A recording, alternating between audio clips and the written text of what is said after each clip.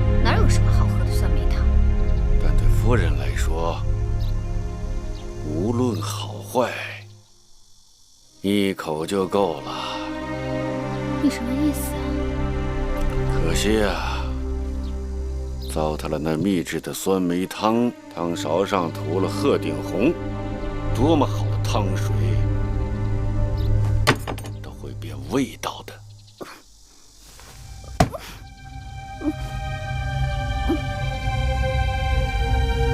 你这个老不死的，你竟敢毒害我！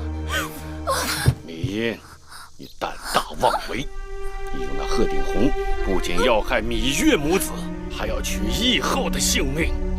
我要是不下手，这燕国就要毁在你的手里。你怎么知道有人出卖了我？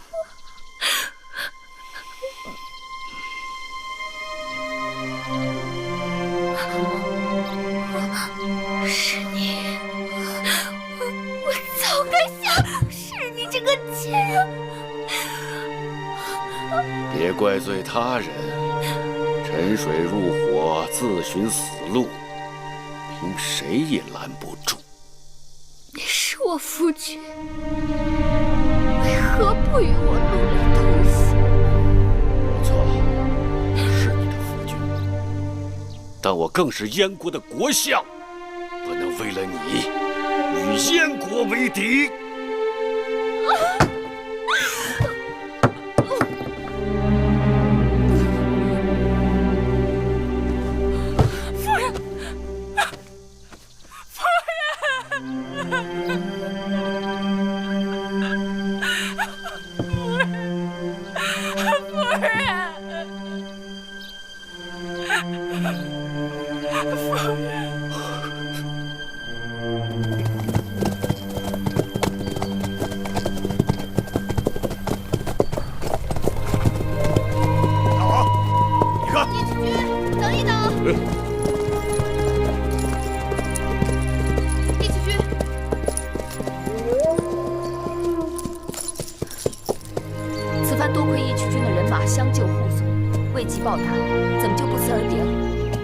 过2日你不也要走吗？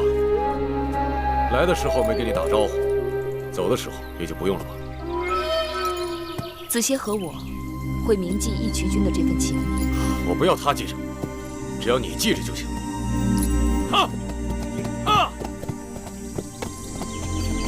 夫人，以后有用得着我们大王的地方就来找我们。多谢。谢什么？那说明你心里有我们大王。哎，夫人不要多心啊。咸阳城东市有个姓梁的皮毛商贾，他是我们的人，如果有事可以找他传话。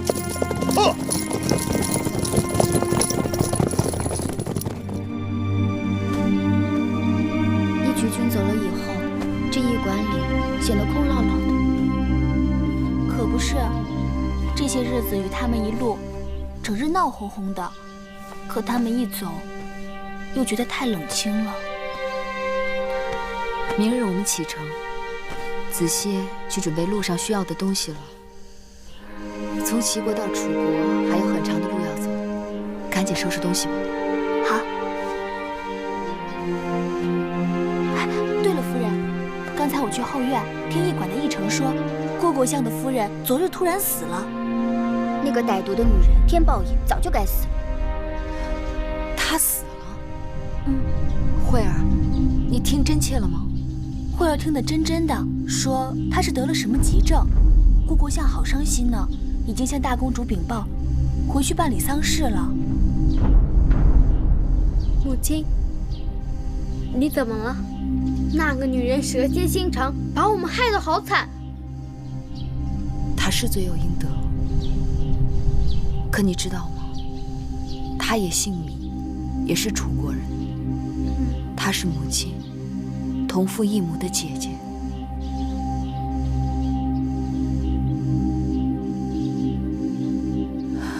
我想一个人待会儿，你们先出去吧。是夫人。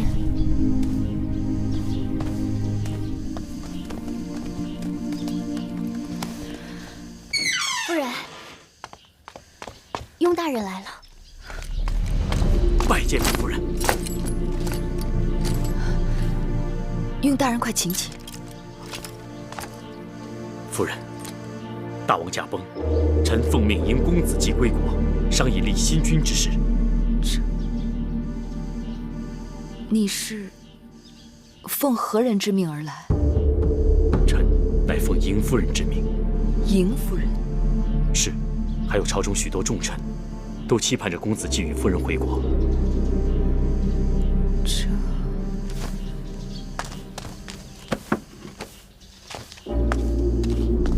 秦王嬴荡虽然已经驾崩，可先王留下10多位公子，就无人可立吗？据传，武王后位有了身孕，但因不知男女，秘书想推举胆小懦弱的公子壮为新君。朝堂上渐渐分歧，如今已乱成一团。诸公子为争位，无人甘拜下风。刚得到眼线急报，列国纷纷派出人马前往秦国边境，打算趁火打劫。我大秦眼看就要支离破碎。如此险象环生，无人主持朝政吗？坏就坏在主持朝政的秘书身上。我在路上听说，本来诸公子在朝堂之上也只是口舌之争，没想到秘书和甘茂定下毒计，以一只桃子作为诱饵，挑逗蜀和公子辉与公子华争夺王位。于是，宣誓殿演变成诸公子的练武场。公子辉血溅舞步，当场毙命。本来诸公子齐聚咸阳，就危机重重。这种关头，只宜安抚，岂可挑起杀机，自招祸患？大秦之乱，就始于秘书的私心。他只想弄个人在大王的位置上当摆设，由他来把持朝政。那公子华是公子当中实力最强的，为拉拢人心，他已在封地恢复旧制，旧族们对他拥戴得很，他岂肯任凭惠后摆布？眼下怎么样了？诸公子人人自危，一夜之间纷纷逃离咸阳，回到各自封地，拉拢朝臣，招兵买马，领郡县与各路王军对峙。而咸阳军中又分成雍公子壮和惠后派，及雍公子华和魏氏一派。更有甚者，怎么？巴蜀之地因蜀侯辉猝死，再起叛乱，而义渠那边所占的几10个城池也一起反了。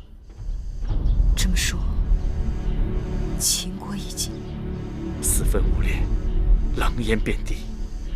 各国诸侯都认为秦国已经完了，他们不愿意再浪费自家的军力，所以将人马纷纷驻扎在函谷关外，坐山观虎斗，看着秦国自相残杀，盼着秦国实力自我耗尽，打算在最后一刻冲进去，瓜分秦国国土。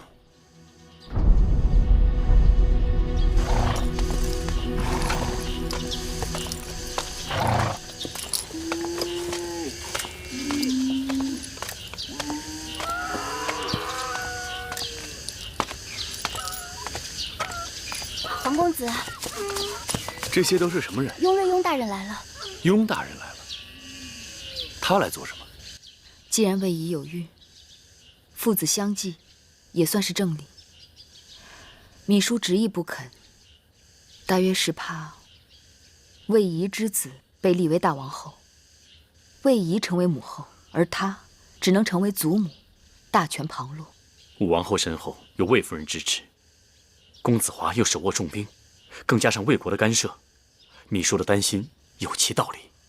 芈姝的身后有楚国的势力，而诸公子的身后亦或多或少有诸国势力的身影。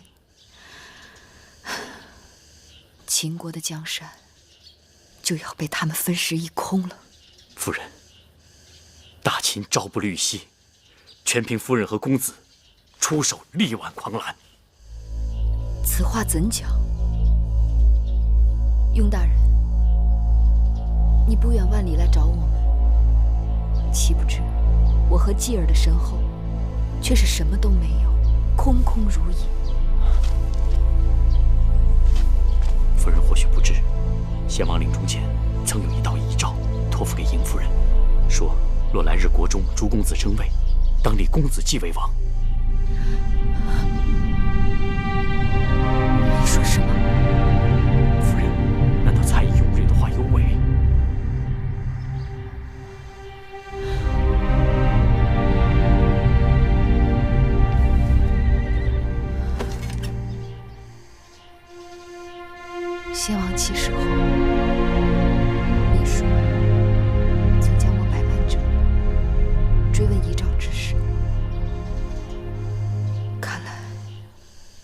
是真的了。夫人，先王既有遗诏，又主意于夫人与公子季，大厦将倾，夫人理应承担重任。雍大人诧异，秦国已经危如累卵，你等怎可把这擎天之任推卸到这妇孺之辈身上？这不是让他们文吏负山吗？这实属万般无奈。雍大人，你可知道玉儿母子在燕国是九死一生啊？若是他们没有活到这个时候，那这道遗诏又让谁来接呢？若真是如此，那也是大秦的气数。自从秦王嬴荡继位，早已埋下了祸根。大秦的气数要尽了，不该再拿他们母子的性命去殉葬了。皇公子误会我等之意了。你等之意，只是计较秦国的得失，根本没有为他们母子真正做打算。公子对夫人情深意重，可雍瑞也非暗示其心之人，怎么可能看着夫人白白去送死呢？好，既然你等在为他们做打算，那就说说你们的打算。玉儿母子一无兵马，二无封地钱粮，就算是有这道遗诏，若是朝中无人奉诏，那也是无用啊。朝中臣子都是先王亲自选拔，对先王忠心耿耿，人心趋利。他们对先王忠诚，那是先王可以给予他们荣华富贵。而如今呢，众公子争相拉拢他们，若是手上没有一点足够的筹码和他们交换，谁会真心在意他们母子？楚离子，如今怎么样？楚离子东奔西走，四处调停，心力交瘁，如今已病倒在榻。这就是出离子一心一意追求的政局安稳，内乱不治，外患不平，却姑息武王和弄臣，排挤忠良，妄求平稳，如今也是自食其恶果了。我离开咸阳时，曾见过楚离子。他说什么？他知道我要来燕国，什么也没说，将通关符节给了我。恐怕这咸阳城上上下下，大秦的朝臣们，真心真意能为月儿和继儿着想的，只剩你、魏冉和司马将军了吧？魏冉是司马错将军的心腹，这些年他们东伐西讨，征战无数，在军中颇有些威望。我雍氏虽不是大权在握，但也是大秦的世勋之臣，与其他家族有些往来。这是杯水车薪呐。还有，魏冉当年曾和赵国国君父子一同护送义后入燕，私交甚好。芈夫人与义后也是情谊深重，也许到时候燕国和赵国……秦人争位，不要指望借他国兵马相助，否则的话，纵得王位，却可能输了江山。雍大人，你能保证你带月儿母子回秦国是条活路吗？雍大人见谅，我已备好了马车，明日一早带月儿母子接到齐国回楚国。月儿母子身单力薄，难担柱石之计，委屈雍大人白跑一趟。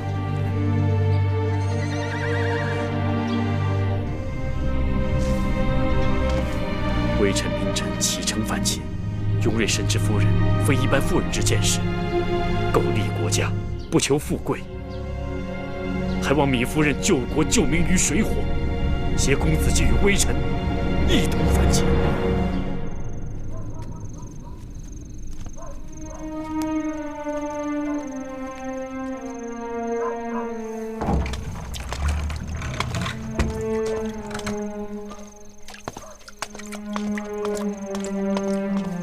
我伺候夫人洗漱歇息吧，明日还要早早上路呢。是啊，我们该走哪条路？夫人心里没有主意吗？往东南是回楚国，往西是回秦国。夫人就只能走一条路。若是让你选，你会选哪条？香儿选东南回楚国。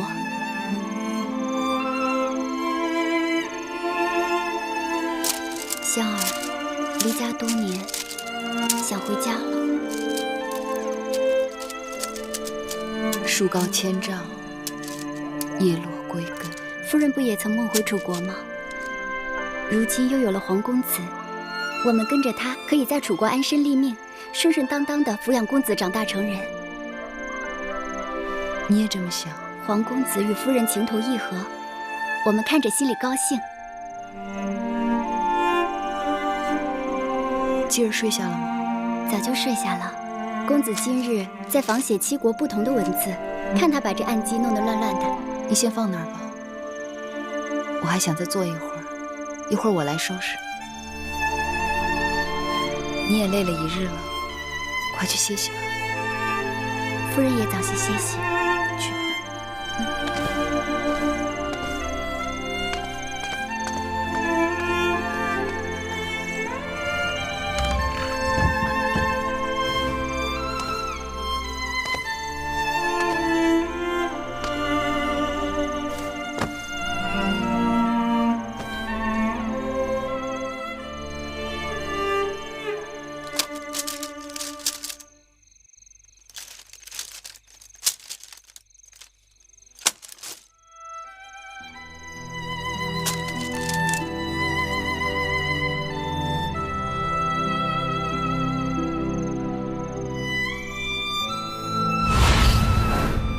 光这个马字，七国就各有不同的写法。